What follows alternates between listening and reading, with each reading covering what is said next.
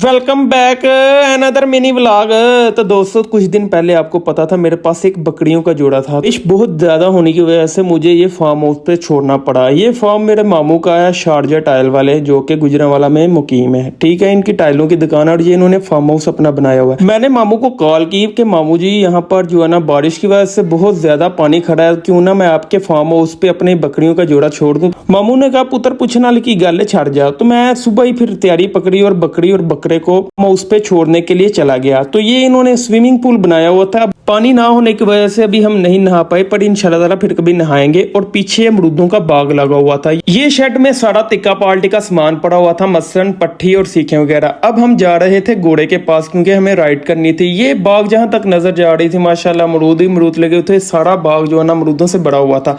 अब यहाँ पर मेरी नजर बकरी और बकरे पर पड़ी। यहाँ पर मैंने पूछा कि ये किसने रखा हुआ है। इन्होंने कहा कि ये हमारा यहाँ काम करता है बंदा, उसने रखा हुआ है। घोड़े को देख के मुझे इसको प्यार करने का दिल किया। यहाँ मैंने देखा कि ईमान साहब अमरूद तोड़ के खा रहे हैं। ये छोटा सा फाउंटेन उन्हें बनाया हुआ था और मामू अपने ऑफिस की तरफ निकल गए। अब मैंने कहा क्यों ना पूरे फार्म हाउस का विजिट किया जाए। यहाँ पर मैं जब आया तो मैंने देखा एक बड़ा शेड कबूतरों का था। तो वहां पर कुछ छोटे मुर्गे भी थे जो कि बहुत ही छोटी नस्ल के थे। मुझे इनका नाम नहीं आता पर वो बहुत ज्यादा प्यारे थे।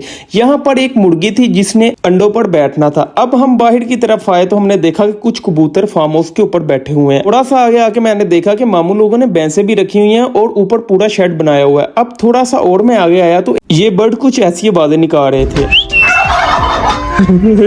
अब सामने हमारे ड्रैगन डक्स थी जो कि बहुत ही प्यारी थी, व्हाइट कलर की। और यहाँ पर मामू लोगों ने भैंसों के नहाने के लिए कुछ इंतजाम किया हुआ था। और अभी मैं अंदर की तरफ जा रहा था, मैंने देखा कि भूसा वगैरह पड़ा हुआ है और ऊपर बहुत भूंडों के गखर लगे हुए थे। तो मैंने पहली फुर्सत में ही निकलना अच्छा समझा। अब यहाँ मैंने देखे कुछ ऐसे बर्ड्स जो कि पहले मैंने बहुत कम देखे हुए हैं। इन्हें पता नहीं क्या कहते हैं, कमेंट्स में बताइए अगर किसी को पता है। थोड़ा सा हम आगे आए तो ये मोर मुझे नजर आए जो कि बहुत ही प्यारे थे, पर इनकी हालत बहुत खराब थी। अब हमने घोड़े की तो राइड करनी थी। मैंने इनकी लगामें ढूंढना शुरू कर दी तो फाइनली हमें घोड़ों की लगामें मिल गई। घोड़े की लगामें जैसे ही मैं घोड़े के पास लेके जा रहा था तो मैंने चाचा जी को कहा चाचा जी आप भी पकड़े, मैं इसको लगामें डालता हूँ। दोस्तों हम मर्तुल बनने की कोशिश कर रहे हैं लेकिन ये जबल भाई हैं, इनसे हो ही नहीं रहा। लास्ट में मुझे दो और बंदे मिले जो कि कहते हैं कि भाईजान मैं आपको लगामे डाल देता हूँ, पर मुझे बाद में पता चला ये तो मुझसे भी ज्यादा डर रहे हैं। अब मैंने सोचा ऊपर बैठने से तो रहे हैं, इसको वैसे ही घुमा लेते हैं। जैसे ही हम घुमाने लगे घोड़ा हमारे हाथ से निकला और भाग गया। पहले भी ये बहुत दूर भाग गया था और लोग इसको पकड़ के लाए थे।